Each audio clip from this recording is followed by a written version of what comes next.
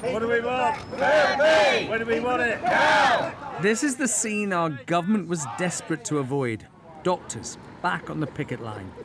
Strikes over the past 2 years have led to pay increases, but now resident doctors, previously known as junior doctors, want more money. They say, in real terms, their wages are still down 20% since 2008. The government could stop this at any point by offering us a credible deal and continuing us forward on the path to full pay restoration. No doctor wants to go out on strike. I didn't train to go out on strike, but we've been left with no choice. Good morning, how you doing? Wes Streeting held last-minute talks with the BMA, hoping to avoid disruption to patients and staff. We can see there's a small but still significant group of patients that we would consider in urgent need of surgery that look like they've not got a procedure going ahead. Today, he addressed NHS leaders across the country to try and minimise the impact. Good morning, everyone. Just wanted to say at the start of what's going to be a really challenging 5 days, a massive thank you to all of you.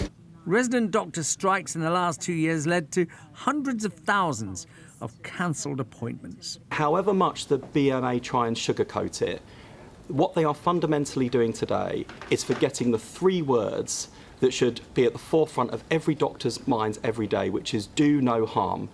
These strikes are a threat to the government's #1 NHS priority, improving hospital waiting times. It's pledged that by the end of this Parliament, fewer than 8% of patients will wait longer than 18 weeks for treatment.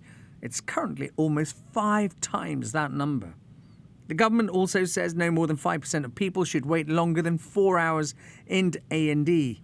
As it stands, nearly 25% of people are waiting longer than that.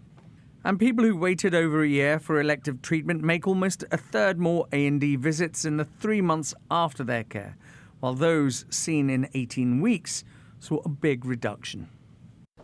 The NHS is bracing itself for this latest industrial action to be a marathon and not a sprint. Because it is possible. I would hope not. I would hope after this we'll be able to get people in a room and resolve the issue. But if we are in this with a 6-month mandate, we could be doing this once a month for the next 6 months. And we've got to organise ourselves accordingly.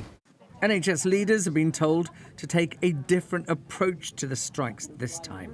Wes Streeting wants these strikes to cause as little disruption as possible, so that's why he's instructed local NHS trust leaders to see as many patients as they can over the next 5 days. That didn't happen over the last 2 years of strike action, but the BMA says this could put patient safety at risk.